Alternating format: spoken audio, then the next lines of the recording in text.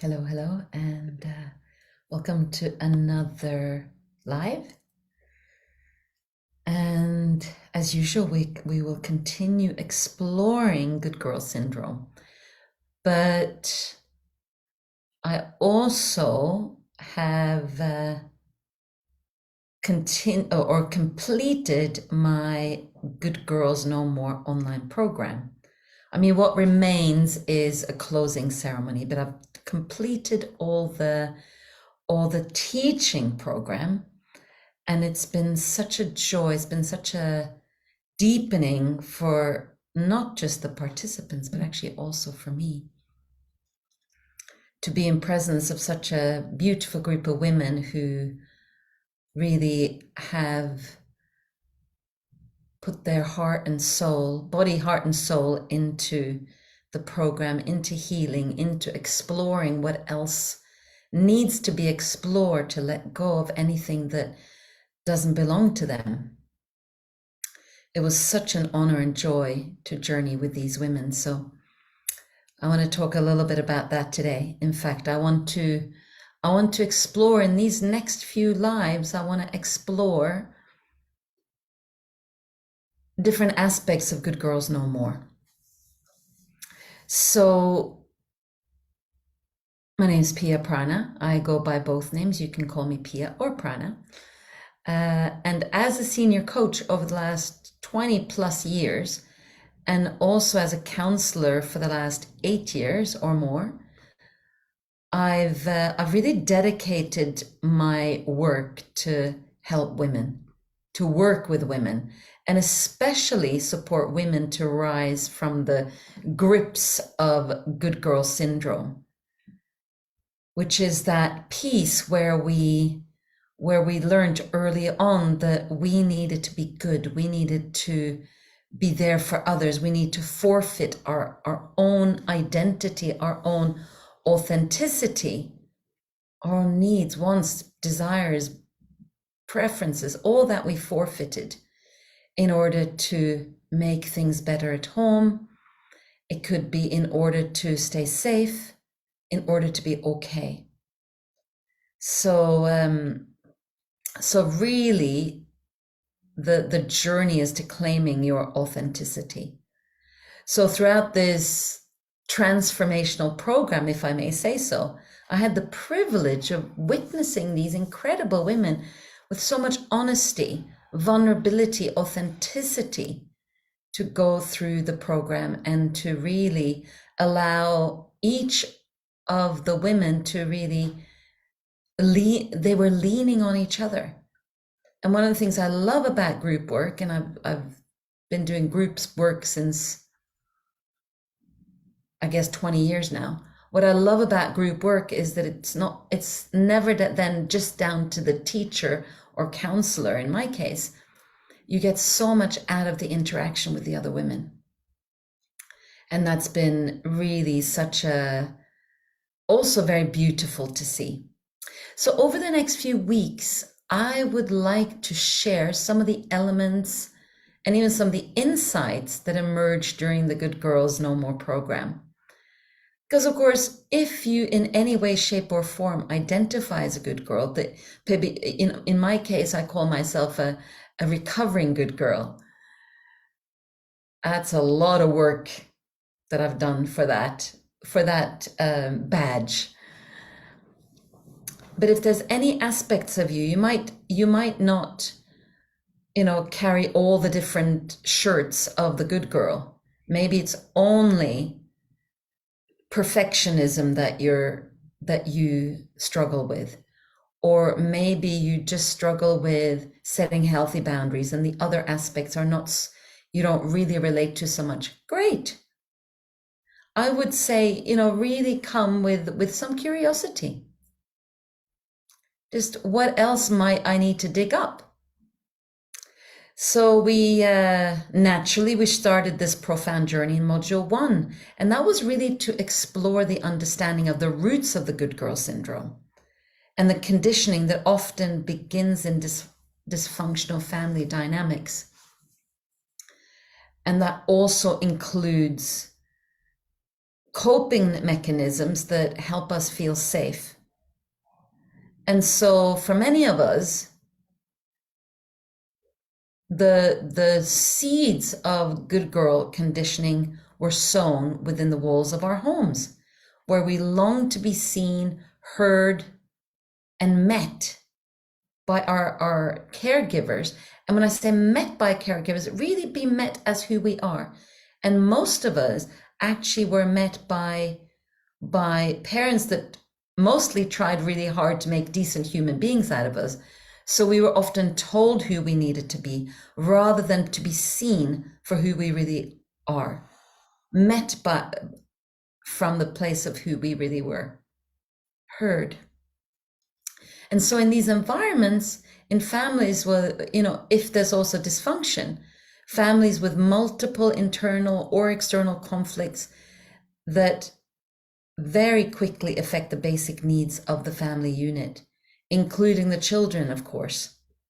And then the sense of safety and security may have been elusive, or may have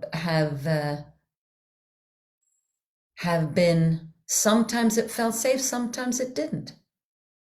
And that can often leave us feeling quite hypervigilant, where our radar is pointing outwards into the environment, onto other people, and not really sensing who we are at the core and what's going on for us. We're looking, am I okay? Looking for cues on the outside. So as young girls, we may have then sought to reduce the pain by altering our behavior to becoming pleasers, dropping our needs, dropping all the things that were important to us, because we believed that by being a good girl, we can make things better within our families. Now, when we look at families where there is dysfunction, and I would say that in most families there are dysfunction, yeah, and it can be anything from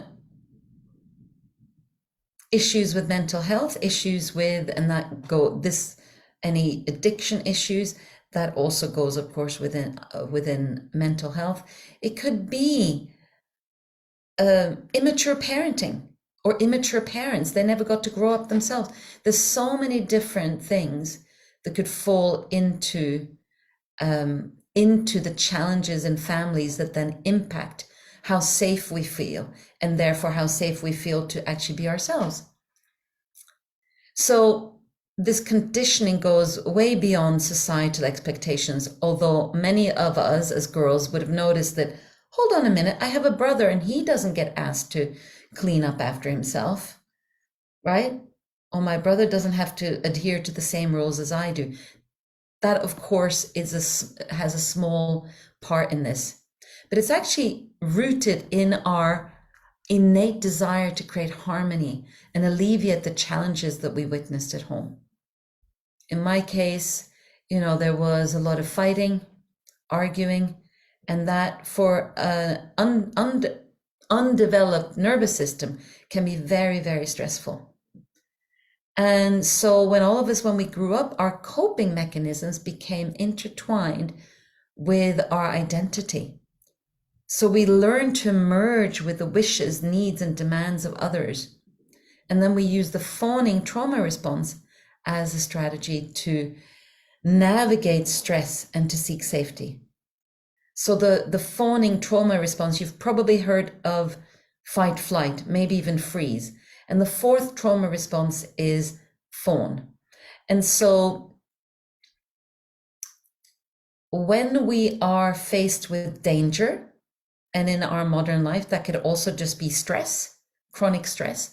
But when we're faced with danger in any way, in order to stay safe, what do? Fawners, we please and we appease. And then, in other words, we suppress our true selves, prioritizing the needs of others over our own. And we do whatever we can to make the other feel good. And it's very also painful for a child to notice that one or both of the parents or any family member is in pain, right? So then we want to alleviate that. So the journey through module 1 was transformative. We actually looked at the roots of the good girl conditioning. So really understanding, getting a deeper understanding of good girl conditioning. And so for many of the women, they started discovering the roots of their own personal good girl conditioning, uncovering roots of what had kept them playing small, self-abandoning, self-sacrificing till this day. And even exploring the paradox of seeking safety through people-pleasing and recognizing the importance of reclaiming their own authenticity. So to finish off, I want to invite you to just take a moment to reflect. Just reflect on your own experience with your good girl condition, your good girl syndrome, to whatever scale of seriousness it is. Is it full blown? I mean, mine was certainly full blown. I'm happy to say that it's much better now, although it creeps in still. But consider your own experience with good girl conditioning and the possibilities that lie ahead of you when you can break free from good girl conditioning's grasp, from those voices in your head that says others are more important. Because at the end of the day, your authenticity is worth embracing, and your voice deserves to be heard. And I know this firsthand. And like I said, it's still popping up for me. I'm not immune. However, having that compassion for yourself as you start to see some of these habits that perhaps you're so in it that you haven't noticed it until you start digging a little bit deeper.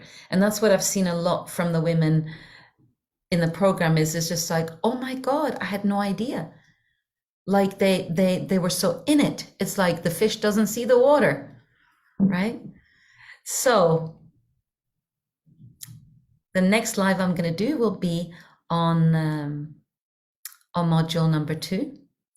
And so until then, from my heart to yours, I wish you a beautiful rest of your week. Lots of love.